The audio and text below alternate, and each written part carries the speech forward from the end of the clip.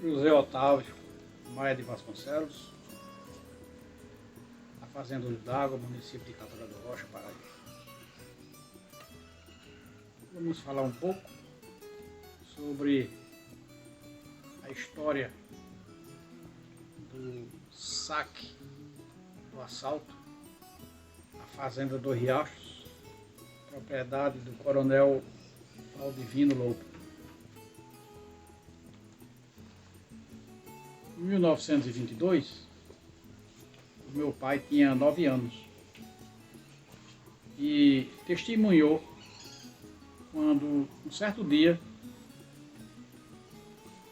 Pio Suassuna esteve aqui acompanhado de um desconhecido.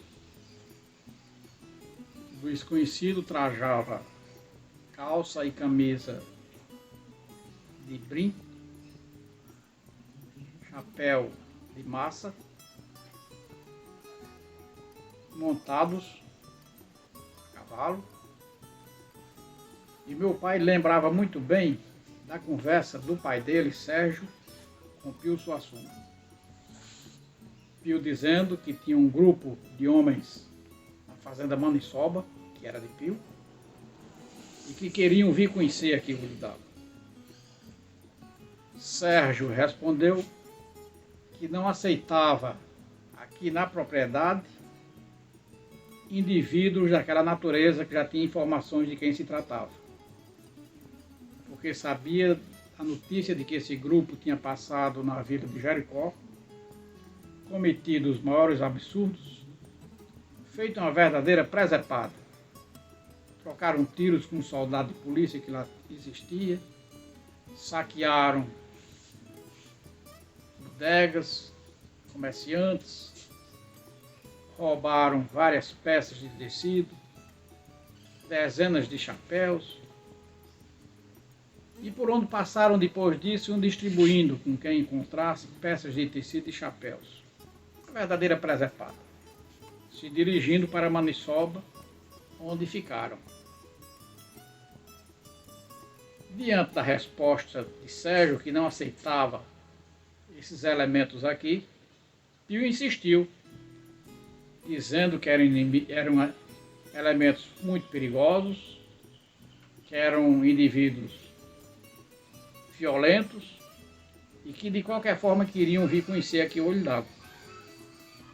E Sérgio respondeu: você diga ao chefe deles que se vierem serão recebidos a bala. Pio ainda ponderou, achando que podia ser uma temeridade a resposta de Sérgio, dizendo que os homens eram muito valentes. Mas Sérgio ficou irredutível e repetiu: se vierem, serão recebidos a bala. Diga isso ao chefe deles, Pio. Eles foram embora. Sérgio não chamou nem para se apiarem dos animais. Foram embora. Então Sérgio chamou João Agripino, meu outro avô, da fazenda vizinha, e juntos foram traçar o plano de defesa. A estratégia foi feita por João Agripino. Em um dia, arranjaram um trado de 2 polegadas e bloquearam toda essa parede, da garagem, pela casa, pelos armazéns, passando pelo engenho, dá uns 200 metros, tudo bloqueado. Todas as janelas e portas dessa casa foram fechadas com a parede de tijolo duplo, mesmo sem massa, para impedir a invasão. Apenas a porta principal abria de tal forma que dava a passagem apenas uma pessoa. E no canto da parede, um monte de facão, foice e roçadeira. Porque a ideia era que se a munição dos que estavam dentro de casa acabasse e alguém entrasse, seriam cortados no facão e na roçadeira. A estratégia incluía ainda e principalmente a tática de que a fazenda que fosse atacada, essa ou a de Santa Idalina, que era de João Agripino, os membros da outra fazenda que não fosse atacada viriam e atacariam os bandidos pela retaguarda. Era uma defesa infalível.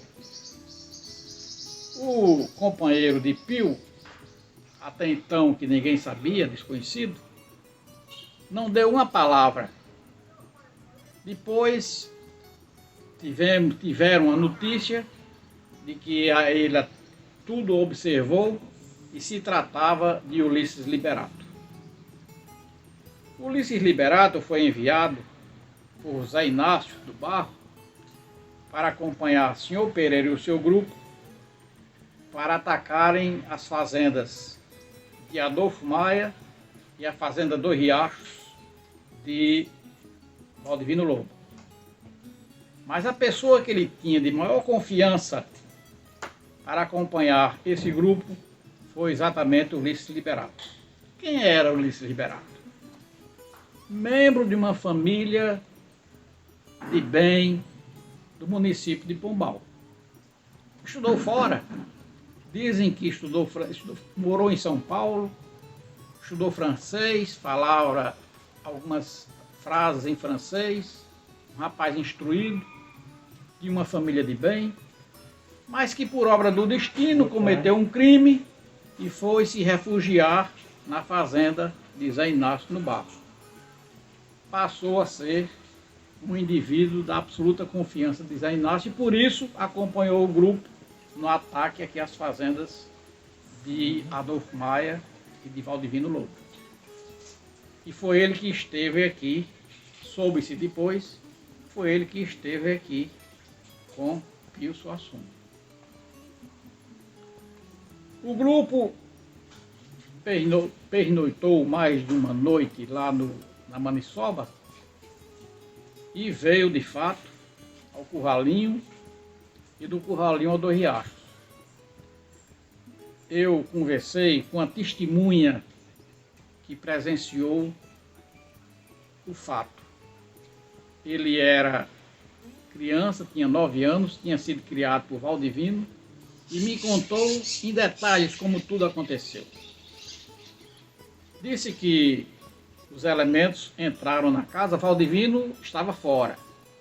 Estavam apenas Corina, que era a mulher de Valdivino, ele, criança, e as empregadas domésticas. O grupo entrou na casa e um rapaz bem parecido, educado, disse aos presentes que ficassem tranquilos, que nada de mal aconteceria a nenhum deles. Os elementos entraram, arranjaram machado, arrombaram todos os móveis da casa, não encontraram as chaves dos baús, arrombaram os baús de machadada, quebraram mesa de reunião de Valdivino de machadada, as estantes, todos os móveis da casa foram quebrados. E arrastaram os sacos de sola cheios de joias de moeda de ouro, de corredor afora, e despejavam na calçada da casa dos Riachos. Era tanta joia, tanta moeda, era um tesouro tão grande e abundante que os bandidos colocavam até algumas braceletas e trançilins nos piadores dos animais. No dia seguinte, as pessoas que passavam no caminho iam encontrando resquícios, restos, pedaços e até peças inteiras de pulseiras e de trançilins que eles tinham perdido dos animais durante o retorno. Não vieram aqui. Ulisses Liberato teve a visão de perceber que seria uma temeridade eles virem até aqui. Mas depois do ataque à casa de Valdivino Lobo, eles se dirigiram em direção ao Rio Grande do Norte e passaram aqui nas proximidades.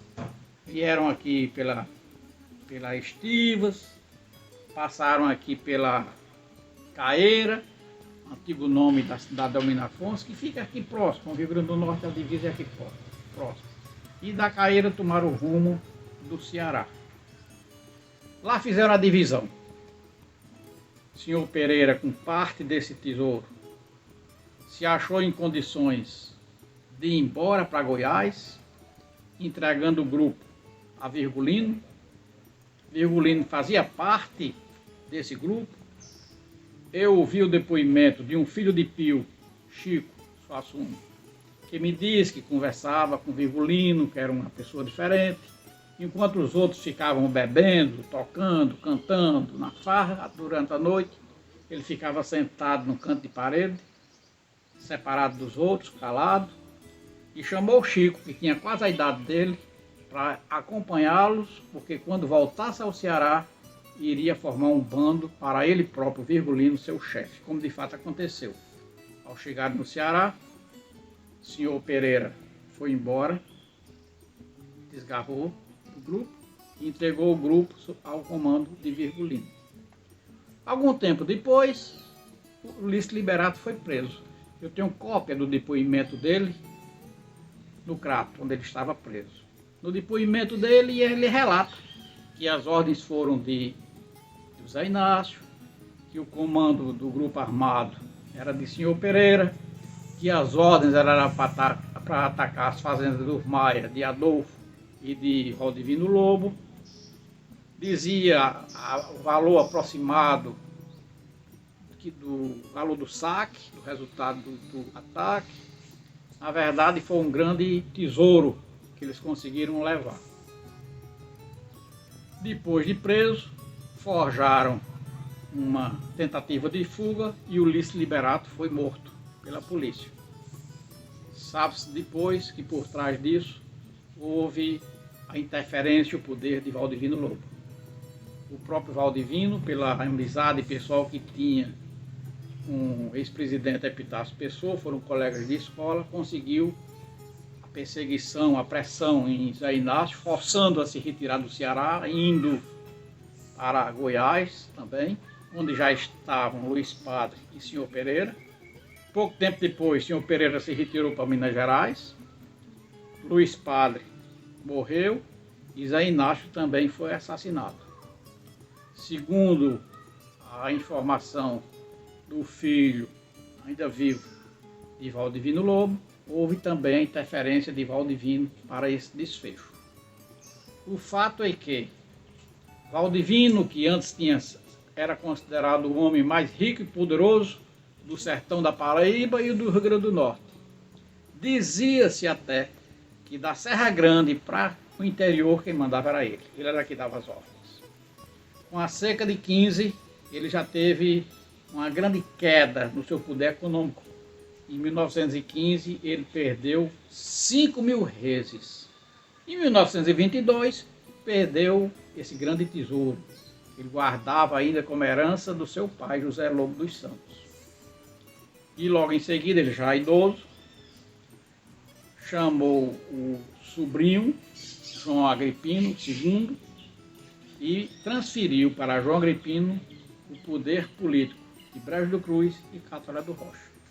Em resumo, essa é a história do saque e das consequências que isso trouxeram na política e nas relações familiares de Catolé, Brejo e da região.